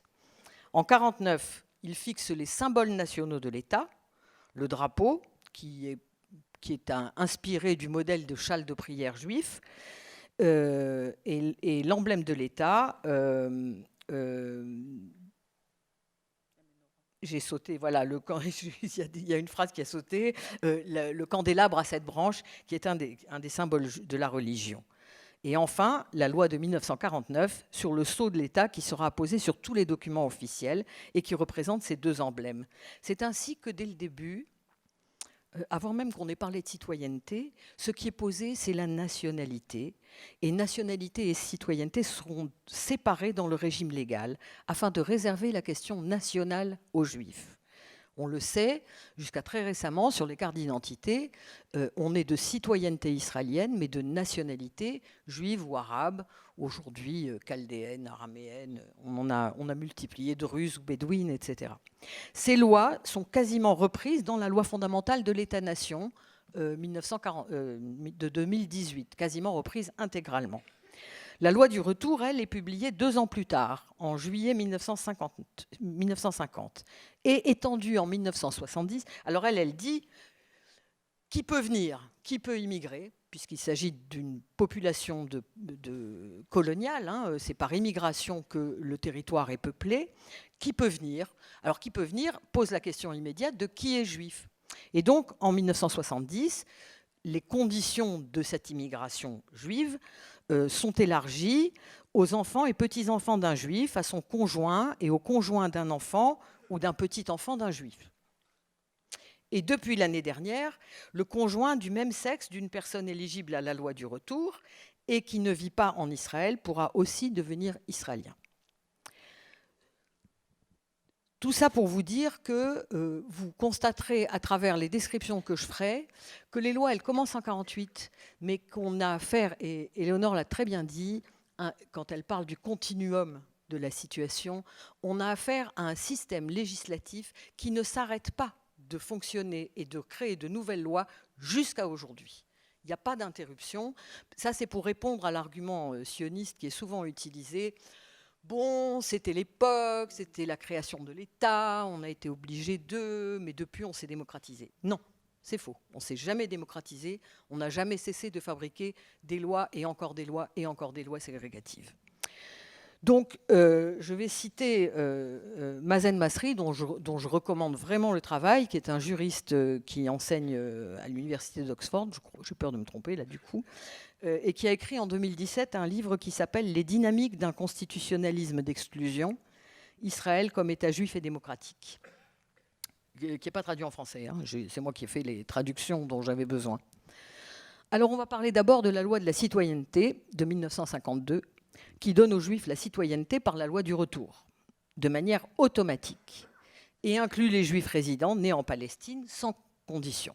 Donc soit vous êtes juif, vous êtes arrivé par immigration, par la loi du retour, et vous avez automatiquement la citoyenneté, soit vous étiez déjà un résident juif en Palestine, et vous devenez citoyen de façon automatique. Pour les non-juifs, donc pour les Palestiniens, l'acquisition est prévue par la section 3 sur la résidence et un certain nombre de conditions pour devenir citoyen. Il fallait être résident de la Palestine mandataire, enregistré dans le 1er mars 1952, conformément à l'ordonnance de 1949 sur l'enregistrement des habitants, c'est-à-dire le recensement. Il fallait être résident dans le pays le jour de l'entrée en vigueur de la loi du 14 juillet 1952, être en Israël ou dans une zone devenue territoire israélien après l'établissement de l'État, depuis le jour de la création de l'État jusqu'au jour de l'entrée en vigueur de la loi. En d'autres termes, il fallait faire la preuve d'une présence de 4 ans dans le territoire, ce qui exclut d'abord et prioritairement entre 80 et 85% des Palestiniens chassés et réfugiés de l'étranger. Terminé pour eux, ils n'étaient pas là pendant 4 ans, ils ne pourront jamais devenir citoyens de cet État. Quant aux Palestiniens restés sur le territoire, c'était la guerre. Nombre d'entre eux ne pouvaient pas remplir ces conditions en raison de la situation de la guerre et des politiques déjà adoptées depuis 1948. Beaucoup n'étaient pas enregistrés. Beaucoup ne purent justifier de ces 4 ans de résidence, d'où, sur 175 000 restés, 143 000 seulement devinrent citoyens. Les 32 000 durent se faire naturaliser. Et ça veut dire autre chose. Parmi ces naturalisés, beaucoup d'entre eux furent dépossédés de leurs terres par la loi des absents de 1950. Nous y reviendrons. Leurs propriétés furent transférées aux agences de l'État. Ici, l'acquisition de la citoyenneté par naturalisation s'est traduite par la perte des terres pour ces Palestiniens restés en Israël. La section 5, qui gère la loi sur la naturalisation, est à la discrétion du ministère de l'Intérieur et ne relève pas du droit. Moshe Chaim Shapira, ministre de l'Intérieur en 1950, déclare d'ailleurs « Si les Arabes voulaient réellement devenir citoyens de l'État d'Israël, ils trouveraient un moyen. Ce n'est pas une demande tellement déraisonnable pour ceux qui ont abandonné leur pays quand il était en flammes de faire l'effort d'acquérir la nationalité d'une façon normale et sans attendre le privilège de la citoyenneté automatique. » Si Masri rappelle qu'avec la modification de la loi survenue en 1980, la plupart des résidents qui n'avaient pu accéder à la citoyenneté ont été intégrés, il n'en reste pas moins vrai que la loi tout entière est faite pour maximiser l'impossibilité de retour des réfugiés. En 2008, vous voyez qu'on avance dans le temps, un amendement modifie cette loi sur la révocation de la citoyenneté. On peut révoquer la citoyenneté en raison d'un abus de confiance ou de déloyauté. L'abus de confiance étant défini de façon très très large et inclut par exemple le fait d'être naturalisé ou d'avoir obtenu le statut d'un résident permanent dans un des 9 États arabes et musulmans listés par la loi ou dans la bande de Gaza. Il autorise cette révocation sans besoin de condamnation pénale. La loi sur la réunification familiale est une autre loi profondément ségrégative qui révèle la volonté législative de maximiser l'impossibilité de retour des réfugiés, elle aussi. Elle interdit formellement la réunification d'un conjoint des territoires occupés avec un citoyen palestinien d'Israël. Une loi qui au départ était votée pour une durée limitée à 1 an, mais reconduite tous les ans. L'amendement de 2007 élargit le champ d'application à la Syrie, Liban, Irak, Iran. Si des autorisations très ponctuelles et partielles ont été accordées à des hommes de plus de 35 ans ou des femmes de plus de 25 ans, les conséquences ont été très dures pour des couples obligés de choisir entre l'illégalité et le déplacement. Alors que, par ailleurs, les étrangers non juifs qui rejoignent leurs conjoints israéliens juifs, ou pas d'ailleurs, de partout dans le monde, ne sont pas concernés. Cette loi a été critiquée par les comités des droits humains de l'ONU et par le comité pour l'élimination de la discrimination raciale de l'ONU. Elle a été attaquée 2 fois en justice par appel devant la Cour suprême. La première fois, la Cour a statué qu'il n'y avait pas de violation du droit de la vie familiale parce qu'il n'y a pas obligation que cette vie familiale se déroule en Israël.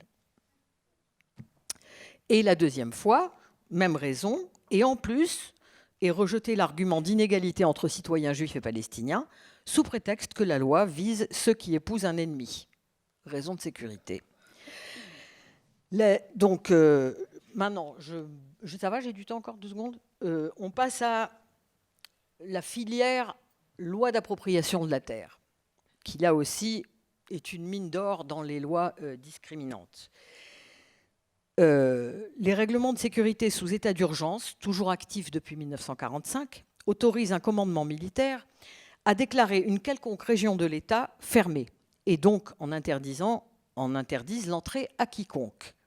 En pratique, ces règlements appliqués uniquement aux villages palestiniens déracinés interdisent le retour des résidents chassés depuis 1948.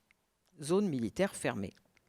1950, la fameuse loi dont j'ai parlé tout à l'heure, la loi sur les absents. Elle définit les personnes chassées ayant fui ou quitté le pays, principalement à cause de la guerre, ainsi que leurs biens meubles et immeubles comme absents. Tous les biens étant placés sous le contrôle de l'État. Cette loi fut le principal outil d'appropriation de la terre appartenant à des réfugiés internes ou externes. En effet, les réfugiés chassés de leur village, mais restés sur le territoire israélien, furent expropriés aussi, dans une large mesure, et ne purent récupérer leurs biens. Le terme légal les concernant, eux, ces réfugiés restés sur le territoire israélien, mais hors de leur village, était celui de présents absents. 1953, 2 lois sur l'acquisition des terres et création du Jewish National Fund, le Fonds national juif, le KKL, le fameux KKL. Achève la dépossession massive de 1950 par l'expropriation d'1,3 million dunams, un dunam c'est 1000 mètres carrés, et de 349 villes et villages, plus celle de zones bâties de 68 villages qui ne figuraient pas dans les ordres d'expropriation de l'époque. Le KKL, organisation sioniste née en 1901, collecte des fonds depuis cette époque pour acheter de la terre au seul bénéfice du peuple juif. La loi de 1953, ça c'est très important, lui confère autorité gouvernementale, c'est-à-dire lui accorde des avantages financiers, des exemptions de taxes, etc. Ce dispositif est complété par une loi de 1960 qui crée un organisme complémentaire, Israel Land Administration, un organisme qui détermine entre autres la politique de la terre de l'État. C'est le gouvernement qui nomme les membres. La moitié des sièges est pourvue par le gouvernement, l'autre moitié est pourvue par le KKL, par des membres du KKL. Ce qui garantit à cet organisme discriminant, il a, donc Israel Land Administration, un rôle substantiel dans la politique israélienne de la terre. En d'autres termes, le gouvernement a délégué à 2 organismes, dont un majeur, le KKL, qui est un organisme qui dépend de l'agence juive, la gestion de l'essentiel des terres du pays, c'est-à-dire que les terres appartiennent aux juifs uniquement. La loi suivante, loi fondamentale sur la terre de 1960, précise que la propriété des terres d'État ne peut en aucune manière être transférée, ce qui garantit le maintien de leur caractère juif via le KKL. On parle aujourd'hui de 93% des terres détenues par l'État et le KKL. Je parle en Israël, hors territoires occupés, contre 3 à 3,5% appartenant encore à des Palestiniens. 1965, le Conseil national de planification et de construction aura l'obligation d'inclure, sur demande de l'agence juive, des femmes et des représentants des collectivités locales juives, bien entendu, cette obligation ne s'étend pas à des représentants palestiniens. Autre loi de 65 qui interdit aux compagnies concernées de relier un bâtiment non autorisé à l'eau, l'électricité, le téléphone, c'est-à-dire à toutes les infrastructures de base. Sous cette apparente neutralité, elle a servi, cette loi, essentiellement à déloger les résidents des villages palestiniens dits non reconnus. À l'époque, ils étaient presque 150. Et les villages bédouins d'aujourd'hui. 1981, loi sur les terres publiques, éviction des squatteurs. L'amendement de 2005 de cette loi augmente les pouvoirs des agences de Israel Land Authority, possibilité d'évacuer les terres par ordre administratif. Cet amendement a été utilisé particulièrement contre les Bédouins du Negev dans le plan de judaïsation du Negev. 2009, vaste privatisation des terres, notamment des terres possédées par des réfugiés palestiniens et déplacés de l'intérieur, ainsi que des terres sur lesquelles sont construites des colonies, dans Jérusalem-Est et le Golan, qui ont été annexées. Autorisation des échanges de terres entre le KKL et l'État, renforçant la nature discriminante de la loi. 2010, amendement numéro 10, extension de la loi d'acquisition des terres sur la propriété des absents, confirme la propriété par l'État des terres confisquées, même quand elles n'ont pas été utilisées dans les buts déclarés. Je vais vous passer les détails parce que c'est vraiment très, très pointu. L'amendement du 4 juillet 2010. Alors, ça c'est très important. La loi sur les implantations individuelles, qui a servi à la dépossession du Negev et à chasser les Bédouins du Negev. Cette loi permet des implantations individuelles. C'est un outil de transmission à des familles juives de centaines, voire de milliers de dunams de terre pour leur usage exclusif, afin de maximiser la zone réservée exclusivement à la population juive. Dans le Negev, elles servent à bloquer les demandes de développement des communautés bédouines. Elles sont 60 sur 81 000 dunams. L'amendement du 4 juillet permet de reconnaître toutes ces implantations individuelles et donc permet la judaïsation. 2011, extraordinaire loi qui légalise les comités d'admission. Dans des centaines de petits villages et villes communautaires israéliennes qui se créent ou se développent en Galilée et dans le Negev, la loi confère à ces comités toute latitude pour sélectionner les candidats qui recevront de la terre et des unités constructibles. Ils doivent inclure un représentant de l'agence juive ou de l'organisation sioniste mondiale et servent à filtrer les candidatures arabes et autres groupes marginalisés. Des candidatures qu'on appelle non appropriées à la vie sociale de la communauté ou non appropriées au tissu social et culturel de la ville. La loi les autorise par ailleurs à définir des critères en fonction de leurs caractéristiques spéciales, incluant celles qui se définissent comme porteurs d'une vision sioniste. Vous imaginez bien que les Palestiniens peuvent toujours candidater. Adallah a fait appel de cette loi de la Cour suprême, qui a répondu qu'elle ne peut pas décider à cette étape si la loi viole les droits constitutionnels. Ben voyons. En tout cas, il s'agit de 434 petites communautés représentant 43% de l'ensemble des zones résidentielles israéliennes qui ont le droit de fermer leurs portes aux citoyens arabes. Je vais passer en arriver à la loi d'aujourd'hui, mais c'est dommage, hein, parce que tu me demandes. Tu en garderas pour balayer, d'accord. Je balaye. Loi électorale. Un des grands arguments sionistes, c'est de dire, mais quand même, les Palestiniens d'Israël, hein, ils participent à des élections libres, ils ont même le droit d'être représentés à la Knesset. Alors, on parlera de la loi fondamentale sur le Parlement de 1985 et de sa section 7, qui impose des limitations à la participation des groupes arabes parlementaires. Elle est... Cette loi permet à la Commission centrale des élections d'exclure de participation toute liste si ses objectifs et actions expressément ou implicitement incluent la négation de l'État d'Israël comme État du peuple juif, ou la négation de son caractère démocratique, ou l'incitation au racisme. Et maintenant, ils ont rajouté quelque chose en 2008, le soutien au conflit armé par un ennemi de l'État ou une organisation terroriste, supposément pour un parlementaire qui aurait, dans les 7 ans précédents, séjourné dans un des pays arabes listés. Je vous passe l'état d'urgence permanent en Israël depuis 1948 et reconduit tous les ans, et ce qu'il permet à l'encontre de la population palestinienne.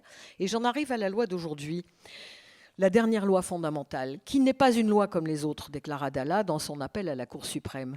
Elle prétend déterminer l'identité constitutionnelle du régime. Elle inclut et précède toutes les ordonnances constitutionnelles et lois fondamentales.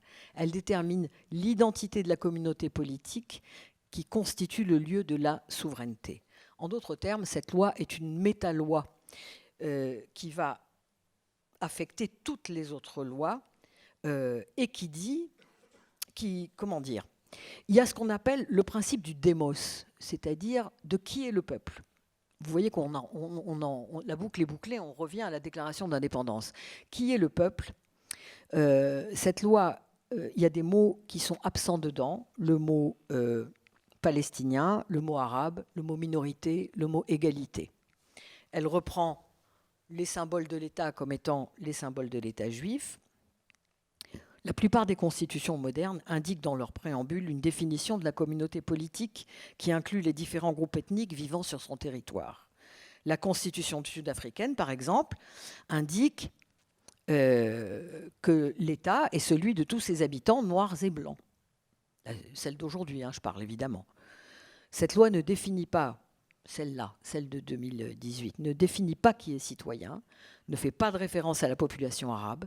Elle dit juste que c'est le peuple juif qui constitue le démos et qui détient la souveraineté nationale. Les normes de la loi internationale des droits humains reconnaissent la réalisation de l'autodétermination sous 2 conditions. L'égalité de traitement de tous les citoyens et, dans le cas de différents groupes ethniques, une égale reconnaissance de leurs droits collectifs avec l'égalité civique.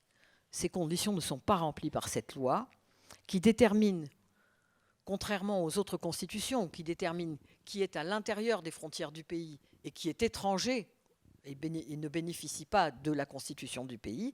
Elle détermine un intérieur-extérieur qui est juif, puisqu'elle parle de la diaspora juive, à qui elle offre ces conditions, et elle exclut une partie de l'intérieur, qui est la minorité palestinienne. Alors, en plus, elle encourage, c'est l'article 7, l'État considère le développement des colonies juives comme une valeur nationale et agira pour encourager et promouvoir leur création et leur renforcement. Alors, je vais vous dire, il n'y a jamais eu de droits égaux entre Palestiniens et Israéliens juifs dans la démocratie israélienne. C'est comme si on concevait une démocratie réservée aux hommes, dans une démocratie mixte par définition. Alors je vous le demande, à quelle définition de la démocratie peut correspondre un tel régime? N'est-il pas temps de nommer ce régime pour ce qu'il est? Un régime de séparation, un mishtar hafrada, un régime d'apartheid. Et par voie directe de conséquence, pour tous les timorés des sanctions, pour tous les gênés du désinvestissement et pour tous les frileux du boycott. N'est-il pas temps de dire stop et d'assumer le BDS comme seule réponse de la société civile à ce régime qu'elle a déjà fait tomber ailleurs dans le monde? Et de plus, nous devrions tous faire attention à l'effet retour de l'exceptionnalité israélienne, qui se transforme progressivement en norme des soi-disant démocraties occidentales.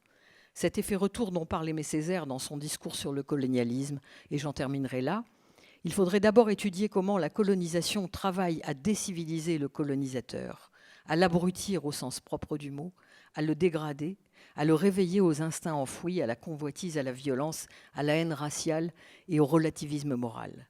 Et montrer que chaque fois qu'il y a au Vietnam une tête coupée et un œil crevé, et qu'en France on accepte, une fillette violée et qu'en France on accepte, un malgache supplicié et qu'en France on accepte, il y a un acquis de la civilisation qui pèse de son poids mort, une régression universelle qui s'opère, une gangrène qui s'installe, un foyer d'infection qui s'étend, et qu'au bout de tous ces traités violés, de tous ces mensonges propagés, de toutes ces expéditions punitives tolérées, de tous ces prisonniers ficelés et interrogés, de tous ces patriotes torturés, au bout de cet orgueil racial encouragé, de cette jactance étalée, il y a le poison instillé dans les veines de l'Europe et le progrès lent et sûr de l'ensauvagement du continent. Ne voit-on pas aujourd'hui le lien entre le développement d'un souverainisme identitaire partout en Europe et la dernière loi nation israélienne, entre la sordide comptabilité démographique israélienne et la théorie du grand remplacement qui avance en Europe, entre le suprémacisme juif en Israël et le suprémacisme blanc d'Occident? Je vous remercie.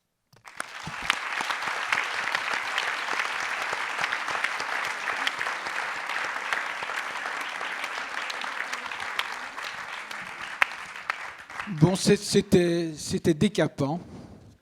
Alors après ce qu'on a entendu de Sandrine, d'Éléonore et de Michel, il ne reste plus grand-chose de 2 idées quand même encore très répandues.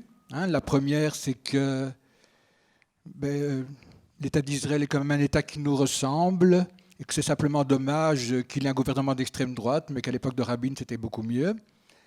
Et la deuxième idée reçue, c'est que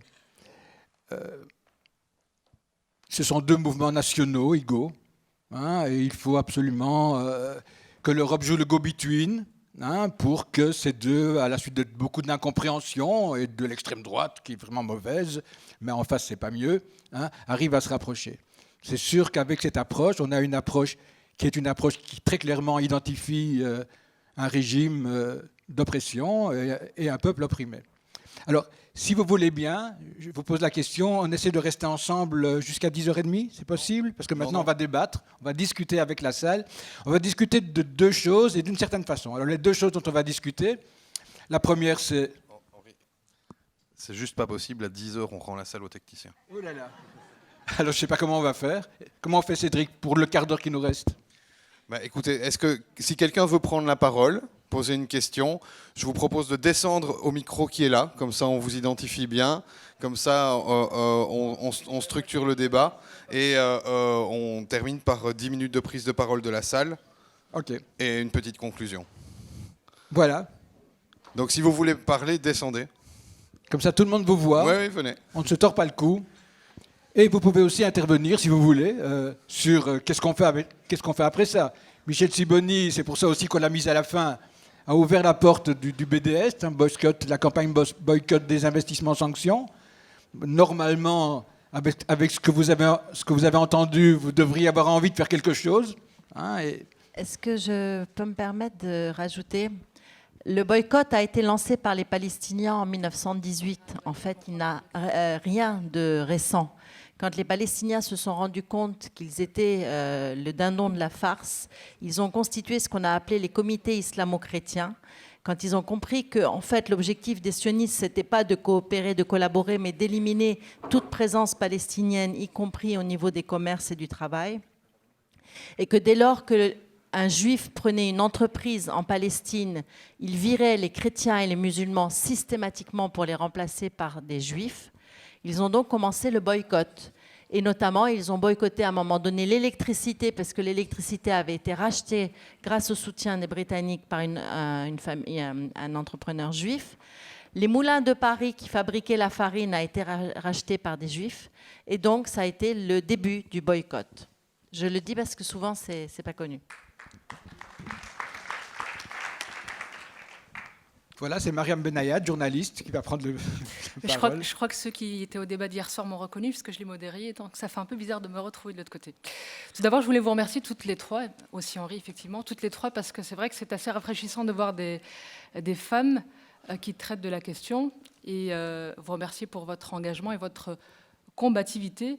J'ai une question en particulier pour vous, Eleonore Bronstein, parce que vous êtes israélienne, je crois, vous l'avez dit en début d'élocution.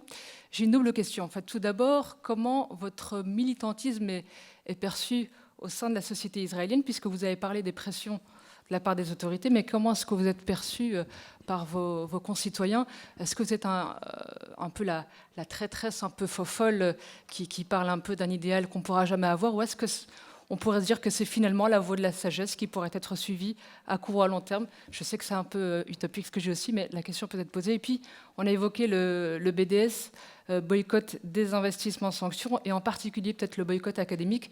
Quelle vision vous avez en interne? Est-ce que c'est une vision des outils qui pourraient être pertinents, justement, même au sein de la société israélienne, pour arriver à avoir cette paix dont on parle tant depuis au moins 70 ans?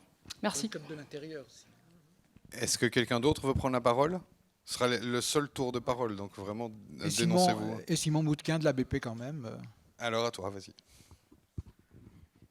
Attends, Simon, peut-être qu'on attend d'abord la réponse d'Éléonore, comme ça tu vas clôturer, je pense que c'est mieux. Merci pour ces questions qui nous permettent de clarifier un peu les choses qu'on n'a pas vraiment le temps de dire dans les présentations. Alors sur la question du militantisme au sein de nos concitoyens. Alors d'abord, juste un petit point de vocabulaire. Je ne suis pas israélienne, je suis résidente en Israël. C'est important pour moi de le dire parce que c'est une décision politique de refuser pour moi la nationalité israélienne, puisqu'il est hors de question que je bénéficie de cette loi au retour tant que les Palestiniens n'en bénéficient pas. Alors j'ai bien conscience que c'est aussi par mon privilège juif que je peux être résidente en Israël, mais j'ai refusé la nationalité israélienne. Donc c'est juste, je suis pas... donc du coup, je suis difficilement une représentante de ce que peuvent être les Israéliennes et les Israéliens. Alors notre militantisme, comment il est perçu? Il est perçu... j'ai une amie qui dit « Vous êtes la minorité de l'opposition, de la marginalité ». Et ça fait le lien avec la question sur BDS, en fait. C'est-à-dire qu'on est extrêmement peu audible au sein de la société israélienne. Et je le dis, le cœur serré, parce que j'aimerais tellement vous dire qu'on soulève les masses et qu'on convainc les foules, et que le changement pourra venir d'un réveil, d'un sursaut, mais je n'y crois pas. Dans l'histoire, ça s'est vu avec la Révolution française, ça s'est vu avec l'Afrique du Sud. Dans l'histoire, on n'a jamais vu des privilégiés abandonner leurs privilèges s'ils n'en étaient pas obligés. Ce sera la même chose pour les Israéliennes et les Israéliens. Et donc, à ce titre-là, à Decolonizer, on a une position d'organisation. On fait partie des 3 organisations israéliennes qui soutiennent la campagne BDS. Alors, quand je dis qu'on fait partie des 3 organisations, ça ne veut pas dire qu'il y a 3 Israéliens qui soutiennent. Il y a plus d'Israéliens en tant qu'individus qui soutiennent. Il y a notamment eu la constitution d'un groupe qui s'appelle BDS de l'intérieur. Mais ça veut dire qu'en tant qu'organisation, c'est une position de notre part, ce qui nous vaut beaucoup d'emmerdes et ce qui va peut-être bientôt nous valoir 7 ans de prison, puisqu'une loi est actuellement en débat. Elle sera très vraisemblablement votée, puisque la communauté internationale, à chaque manquement d'Israël, droit international, dit « Oh, c'est pas terrible, c'est vrai, mais bon, c'est pas grave ». Donc la prochaine loi en discussion, on l'a dit tout à l'heure, le champ de répression qui est sur les Palestiniens depuis 70 ans, qui s'est élargi à vous, les internationaux, et qui s'élargit maintenant à nous, nous promet, à nous, citoyens israéliens, résidents israéliens, 7 ans de prison pour le soutien à la campagne BDS. Alors, je profite tant que je peux encore le dire légalement. Nous soutenons la campagne BDS parce que, depuis le terrain, nous ne voyons pas qu'il y aura d'autres changements. Et surtout aussi, il faut rappeler que c'est pas à nous, encore une fois, de définir les stratégies de lutte et qu'en tant qu'alliés politiques, la moindre des choses, surtout quand on appartient aux privilégiés, aux colons, c'est vraiment d'écouter ce qu'a à dire la société civile palestinienne. Merci. Voilà, oui. Alors Simon Moutquin de l'association belgo-palestinienne va peut-être nous dire qu'est-ce qu'on peut faire pour réagir à tout ça. Ok, bonsoir à tous. On m'avait donné un petit temps pour vous dire tout ce qu'il y avait à faire en Belgique pour militer concrètement pour la Palestine. Je crois que le temps est assez réduit. Je vais commencer par dire que c'est gênant de parler de quoi faire parce que dans la salle, vous avez des militants qui militent depuis 30-40 ans à des contextes où c'était moins facile que maintenant. Merci à eux. Dire qu'une première piste d'action, c'est justement ça, c'est de se passer le relais, c'est de s'écouter entre générations différentes et peut-être mélanger des façons de travailler sur la question palestinienne. Alors en Belgique, vous pouvez militer par des dizaines de façons différentes. On a la chance d'avoir un tissu associatif assez important. Je vois que dans la salle, il y a des représentants de Via Vélo, donc si vous voulez faire du vélo pour la Palestine au mois de mai, à chaque fois, vous pouvez participer à cette course. Vous pouvez courir pour les 20 km de Bruxelles avec une équipe palestinienne, vous pouvez chanter pour la Palestine, vous pouvez être dans un cirque belge pour la Palestine, vous pouvez supporter un théâtre, notamment un Tournai qui est en partenariat avec la Palestine. Donc la multitude d'actions, elle est vraiment impressionnante en Belgique, et ça va de Arlon à Charleroi, à Watermal-Boisfort, à Ytre, à Bruxelles, à Louvain-la-Neuve, donc il y a vraiment des groupes locaux un peu partout. L'ABP n'est pas la seule organisation qui milite pour la Palestine, nous ça fait plus de 40 ans qu'on le fait. Je vais vous parler juste de peut-être 2-3 actions très rapidement que l'ABP porte, mais avec d'autres. La première, c'est si on fait le focus sur BDS, il y a un grand show un peu ridicule selon certains, qui aura lieu en mai en Israël, qui s'appelle l'Eurovision. Et il y a une plateforme qui se constitue pour appeler au boycott de l'Eurovision, non seulement la RTBF de ne pas diffuser l'Eurovision, on va essayer d'interpeller le ou la future candidate belge qui ira à l'Eurovision pour qu'elle n'y aille pas. Il faut savoir que l'Irlande, l'Islande, je pense, et un autre pays sont déjà en discussion sur le fait de ne pas y aller, et qu'Israël a pris des assurances sur une éventuelle annulation. Et alors un mouvement de boycott aussi sur les citoyens, de ne pas regarder si l'événement Eurovision a lieu. Donc ça, c'est très important. Autre élément important, on ressort d'élections communales en Belgique. Vous avez des nouvelles majorités qui, pour certaines, se prétendent progressistes. Donc ça vaut la peine de les interpeller.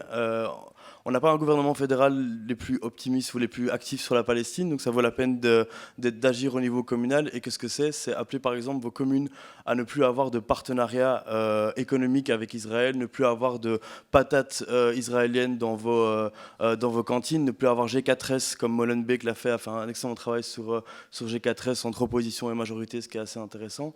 Au niveau électoral, on parlait de communal, mais on arrive quand même à une méga année au niveau électoral, européenne, fédérale, régionale, communautaire, où il faut ramener la question palestinienne à l'agenda avec la complexité de la situation au Moyen-Orient. Les politiciens ont tendance à plus parler de la question palestinienne, et c'est vraiment important de de ramener ça. Et puis pour finir, s'il y avait une piste d'action que nous tous, parce que je crois que pour la plupart on est convaincus, c'est je pense qu'il faut qu'on sorte de notre zone de confort, il faut qu'on parle qu'on parle à d'autres personnes qu'à nous-mêmes, qu'on fasse des convergences. On a fait une rencontre avec Éléonore, avec le collectif colonial qui travaille sur les traces coloniales à Bruxelles. Ces genres de convergences avec les luttes féministes, avec les luttes écologistes, avec les luttes migrantes sans papier, où il faut arriver à se parler pour finalement, vu le fossé qu'il y a entre citoyens et politiques, essayer d'être plus forts ensemble et, voilà, et ramener la question palestinienne sur le politique. Merci beaucoup.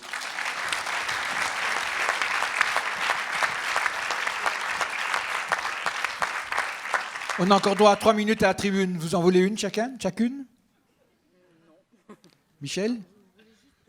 Juste un mot pour dire que dans la série des choses à surveiller, le congrès des psychanalystes lacaniens a choisi cette année, curieusement, de se tenir à Tel Aviv. Et que ça peut intéresser certaines personnes qui ont des psys ici, de les interpeller, parce que quand même, c'est gros comme une maison, il me semble. Voilà. Tu suggères qu'il y a beaucoup de psys qui sont juifs, peut-être? Je sais que certains de ces psychanalystes sont belges, en tout cas. D'accord. Alors, juste 2 mots, je vais récupérer 1 minute à propos du PJB, que peut-être vous ne connaissez pas. C'est l'Union des progressistes juifs de Belgique, c'est la 2e organisation en nombre à Bruxelles. La première est une sioniste de gauche, entre plein de guillemets.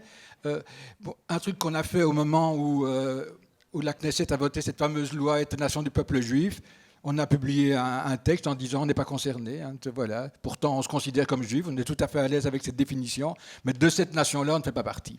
Voilà. Alors, on va terminer. Cédric, c'est à toi de conclure. Il papote sur la scène, c'est du joli.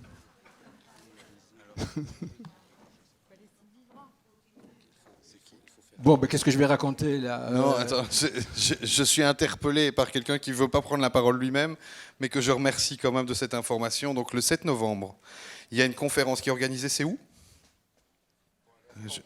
Ouais, bah voilà.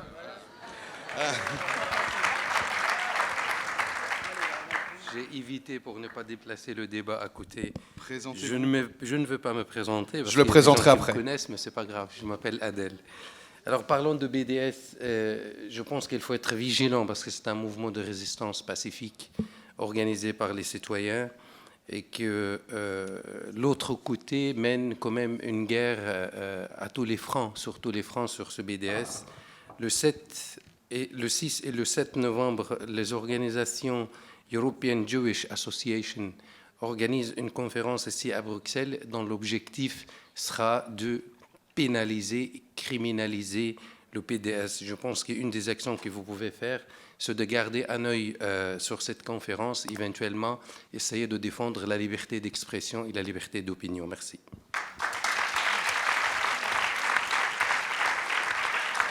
Merci beaucoup. Bon, ben, je vais respecter votre anonymat. Hein. Ceux qui vous auront reconnu, vous auront reconnu. Écoutez, je voudrais vous remercier déjà tous les 4 de nous avoir informés, si bien informés ce soir. Vous êtes, pour certaines d'entre vous, venus de loin pour ça. Je voudrais remercier ce public incroyable qu'on a eu cette année au Festival des Libertés. On n'a jamais eu autant de monde. Je sais pas, on va devoir pousser les murs, changer les normes pompiers. On est obligé de refuser des gens. C'est extrêmement frustrant et désagréable. Mais donc voilà, merci d'être là. Je voulais juste, c'est peut-être une boutade, mais dans ce que j'ai entendu, en particulier dans le témoignage d'Éléonore ce soir, c'est qu'en fait, en Israël, ce que le gouvernement israélien et les autorités israéliennes font subir à leur opposition, c'est un BDS systématique. C'est-à-dire qu'ils les boycottent, ils les empêchent de s'exprimer, ils les censurent, ils les désinvestissent, puisque cette fameuse galerie qui vendait ce bouquin a été fermée. Et donc, quand ils viennent nous dire que le BDS est une infamie, ben non, ils le pratiquent. Alors, je vois pas pourquoi nous, on se gênerait de notre côté. Voilà.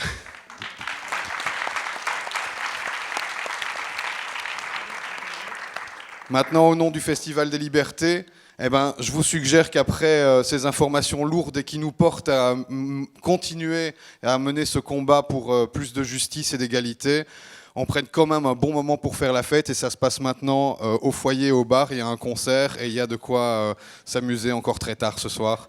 À l'année prochaine.